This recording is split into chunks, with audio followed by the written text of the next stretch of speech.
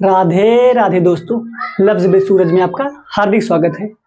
आज हम सीखेंगे बिना नुक्ता वाले उर्दू लफ्जों की हिंदी और उनका वाक्य प्रयोग।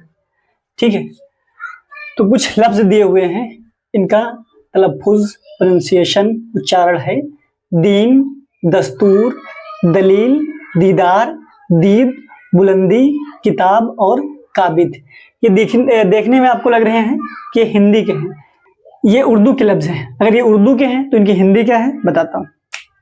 दीन, हमने बहुत से मिलते जुलते शब्द सुने हैं, लफ्ज सुने हैं।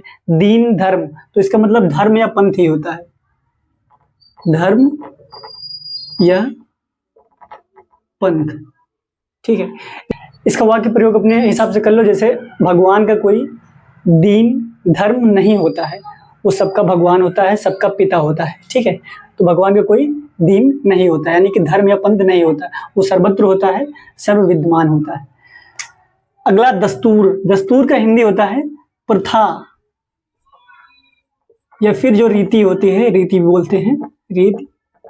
ठीक है, दस्तूर का हिंदी प्रथा या रीति होती है। जैसे प्रथा चलती आई है कि शादियों में मंत्रोच्चारण होगा, पंडित आएंगे, सारी सुविधाएं होंगी, विधि विधान से होगा, वो होता है दस्तूर या रीति या प्रथा। नेक्स्ट दलील, दलील का हिंदी होता है प्रमाण या फिर तर्क।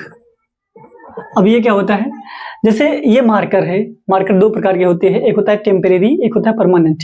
ये टेम्परेरी है तो इसकी पहचान क्या है कि लिख के मिटाया जा सकता है। ठीक है, तो इस पे दलील हो कि ये टेम्परेरी है या परमानेंट है, तो इसको सिद्ध किया जाएगा कि अगर ये लिख के मिटाया जा सकता है तो ये टेम्परेरी हुआ, ये हुआ दलील।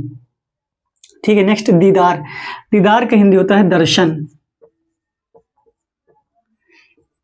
ये सुनने में लगता होगा कि हिंदी का है, लेकिन दरअसल ये उर्दू का शब्द है, लफ्ज है, इसका हिंदी होता है दर्शन। और दीदार का अगर दूसरा हम पर्यायवाची देखेंगे उर्दू में तो होता है मुलाकात। ठीक है, मुलाकात में दर्शन होता है। ठीक है, अब इसका वाक्य प्रयोग कर सकते हैं कि कोई मित्र है, कोई दोस्त है, उसके दीदार को मन कर रहा है, यानी कि उससे मुलाकात करने को, उसके दर्शन करने को मन कर रहा है। ठीक है, नेक्स्ट दीद, दीद का होता है काम या कृत्य। ठीक है, दीद बहुत रेयर सुनने को मिलता है, लेकिन जब भी हम सुनते हैं मूवियों के माध्यम से, ज्यादातर हम उर्दू का प्रयोग या तलफ्फुज उच्चारण सुनते हैं। तो दीद का हिंदी होता है काम या कृत्य। ठीक है, अभी कहीं हम दीद पढ़ेंगे तो समझ नहीं आएगा दीद है क्या एक्चुअली में। ठीक है, तो दीद का मतलब होता है काम या कृत्य, जैसे हमें अच्छे दीद करना चाहिए या फिर उसका दीद सर्वोपरि है, उत्तम है। ठीक है, तो दीद होता है काम या कृत्य, उसका काम अच्छा है, उसका कृत्य अच्छा है। नेक्स्ट बुलंदी, बुलंदी होता है श्रेष्ठ या ऊंचाई। ठीक है, बुलंदी का मतलब होता है श्रेष्ठ या ऊंचाई। जैसे हम किसी कार्य के लिए, किसी मंजिल के लिए, किसी मकसद के लिए, किसी लक्ष्य के लिए अग्रसर हैं, तो हमें आशीष दिया जाता है, या हमारा लक्ष्य होता है कि हम बुलंदी तक पहुंचे, यानी ऊंचाई तक पहुंचे हैं, सफलता की ऊंचाई तक पहुंचे, श्रेष्ठ बने, महान बने। ठीक है, नेक्स्ट किताब, किताब सबको मालूम है ये उर्दू का लफ्ज है, इसका हिंदी होता है पुस्तक।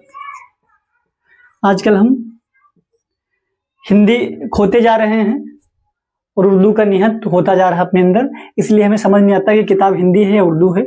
हाँ, अच्छा एक चीज और, कभी कभी कुछ लफ्ज ऐसे भी हैं जिनका हिंदी में प्रयोग होता है और उर्दू में ही सेम प्रयोग होता है। नेक्स्ट कातिब, कातिब में होता है लेखक।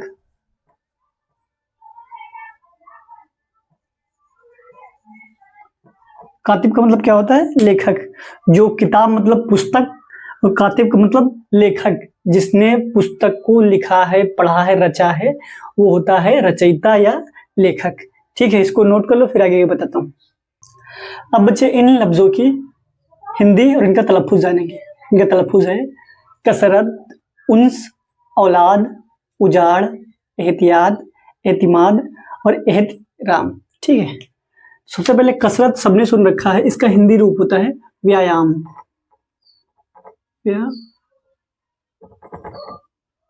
व्यायाम, ठीक है, व्यायाम।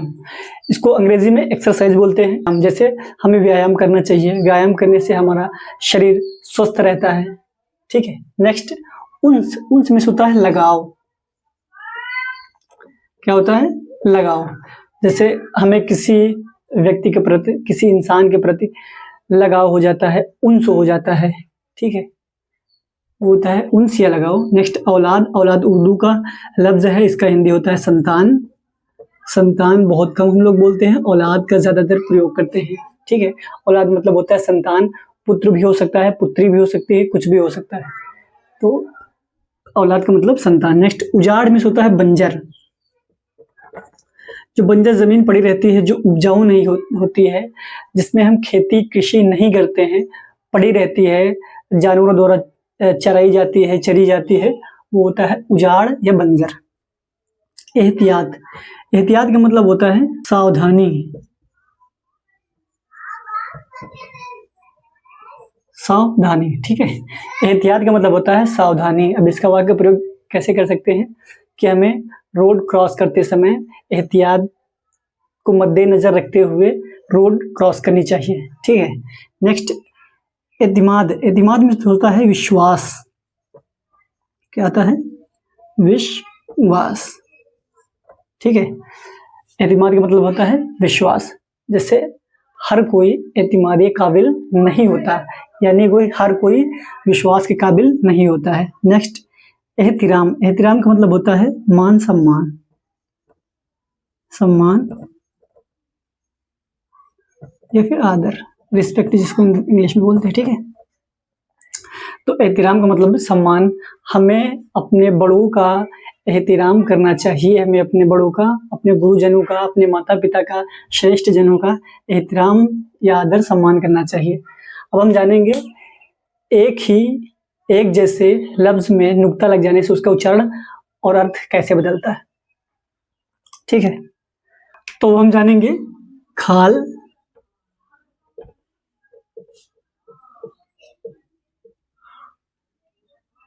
और खाल के capital A double A L, खाल में अंतर, ठीक है। तो इस खाल का मतलब होता है चमड़ी, चमड़ा, या ठीक है, चमड़ा। जो हमारा ऊपर की त्वचा होता है, स्किन होता है, ये होता है चमड़ा। और इस खाल का मतलब होता है तिल। क्या होता है? तिल। जो हमारे स्किन पे ब्लैक टाइप का रहता है निशान, उसको बोलते हैं तिल। तो खाल का मतलब होता है चमड़ा और खाल का मतलब होता है तिल। लेकिन हम ज्यादातर प्रयोग खाल का करते हैं, लेकिन हमें पता होना चाहिए कि खाल में तिल होता है। तिल को इंग्लिश में मोल बोलते हैं और खाल को इंग्लिश में स्किन बोलते हैं। तो आज के लिए इतना काफी है, फिर मिलते हैं कल नए वीडियो के साथ। एक चीज और, जो 2-4 लोग हैं वो प्रॉपर वीडियो देखते रहो, समझते रहो, लिखते रहो, क्योंकि इसमें मेरा कुछ जाने वाला नहीं, मेरा नॉलेज बिल्ड हो रहा है। जो मैंने पढ़ रखा है, सीख रखा है पैसे देके, वो मुझे अच्छे से और याद हो रहा है कि मैं कहीं भी इसका वाक्य प्रयोग कर सकता हूँ। और ये बहुत अच्छे से इनका प्रयोग होगा, बहुत तगड़ा होगा। कब होगा उसके लिए समय है भी, ठीक है, क्योंकि ये चीजें तुमको कहीं नहीं मिलेंगी भाई। यूट्यूब, गूगल, कहीं भी कुछ भी कर लो, नहीं मिलेंगी। ये मैंने कहाँ से सीख के, पढ़ के, लिख के रखा, मैं ही जानता हूँ। इसलिए मैं इसको बता रहा हूँ ताकि मेरा नॉलेज बिल्ड हो, मुझको चीजें याद हो, ठीक है। बाकी सीखो 2-4 लोग तो बहुत अच्छा, नहीं सीखोगे तो मेरा कोई दिक्कत नहीं। जब तक मैं फ्री हूँ तब तक वीडियो बना देता हूँ, अपने काम से लग जाऊंगा, फिर मेरे भी राधे राधे हो जाएंगे, ठीक है।